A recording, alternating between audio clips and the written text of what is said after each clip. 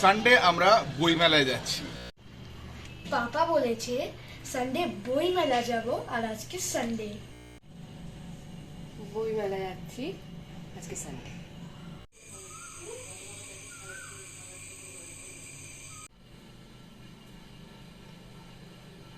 তুমি এখনো ঘুমাচ্ছ?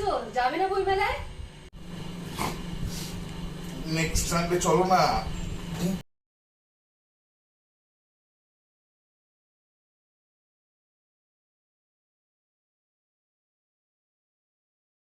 এসেছি বইমেলায় অনেক ল্যাদ কাটিয়ে অন আ সানডে।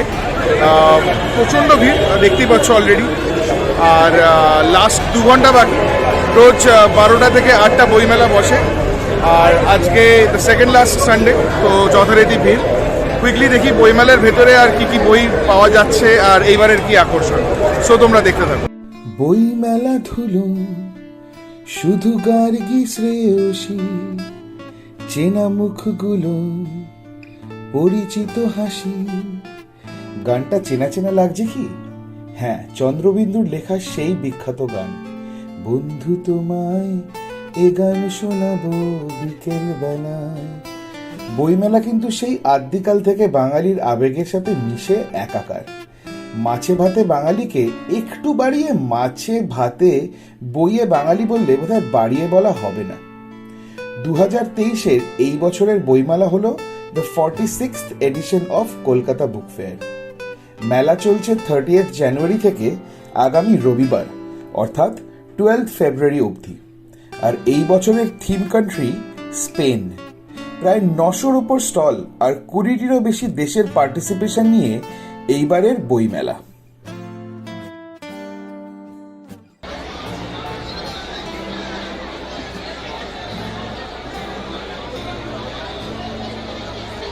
বইমেলা দেখে ঢুকে পড়েছে এবং বই কিনেই বাড়ি ফিরেছে। কয়েকদিন আগেই আমি ঠিক এই করুণাময়ী মোড়ে এমনই এক দম্পতি। বলা হয় যে a lot can happen over আড্ডা।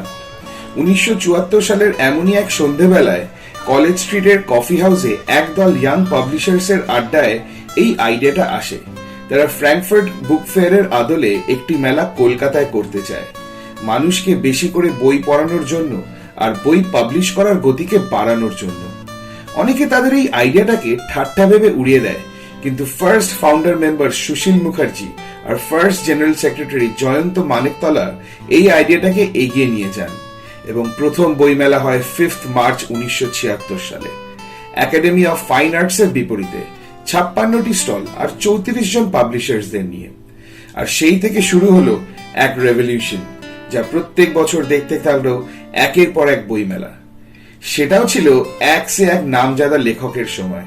সুনীল গঙ্গোপাধ্যায়, শক্তি চট্টোপাধ্যায়, মহাশ্বেতা দেবী, শীর্ষেন্দু মুখোপাধ্যায়, ভাস্কর চক্রবর্তী, পূর্ণেন্দু পাত্রী, সঞ্জীব চট্টোপাধ্যায় প্রমুখ। কলকাতা বুক ফেয়ার বর্ণ জাতি নির্বিশেষে হয়ে ওঠে এশিয়ার বৃহত্তম এবং বিশ্বের 3য় বৃহত্তম বইমেলা। প্রথম স্থানে সেই ফ্র্যাঙ্কফার্ট বইমেলা। সেকেন্ড লার্জেস্ট বুক ফেয়ারের নামটা জানলে সেটা কমেন্টে লিখে জানাও দেখি।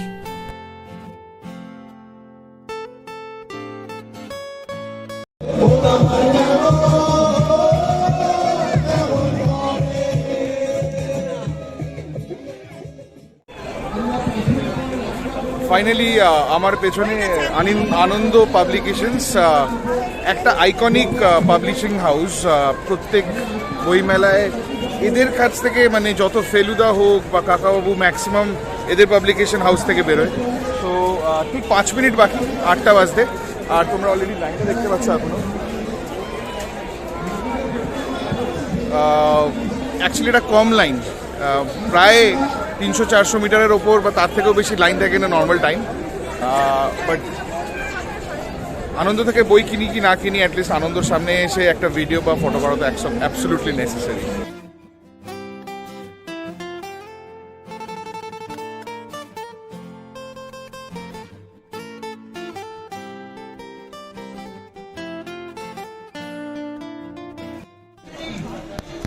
দাদা, এই বছরের বইমেলার সেল কেমন চলছে? মানে লোকে কিনছে বই?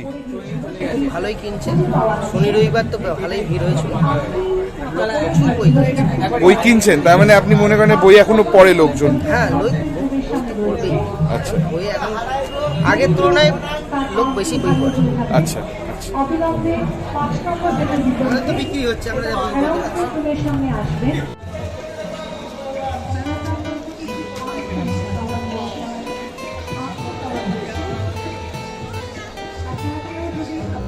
এই বছরের মতন আমাদের বইমেলার ট্রিপ শেষ।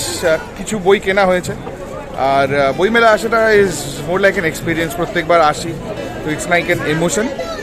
কিছু বই যদি নাও পাওয়া যায় তো ডেফিনেটলি কলেজ স্ট্রিটে পাওয়া যাবে, বাট কিছু বই কেনা হয়েছে যেগুলো তোমাদের নেক্সট ক্লিপে দেখাচ্ছি। ইন্টারন্যাশনাল বুক ফেস্টিভ্যাল এই বছর থিমড অন স্পেন, আরও এক সপ্তাহ থাকবে। হোপফুলি আজকে রাতে আমি পাবলিশ করতে পারবো ভিডিওটা। আশা করি এই ভিডিও থেকে বেসিক কিছু ইনফরমেশন তোমরা পেয়েছো। খুব তাড়াতাড়ি দেখা হবে নেক্সট ব্লগে তোমাদের সাথে আবার। তোমরা দেখছো দ্য বোস ব্লগস। আমি সায়ন্তন। সুস্থ থেকো, ভালো থেকো, গুড নাইট। প্রেমে পড়তে চাও? বইমেলা। আড্ডা মারতে চাও? বইমেলা।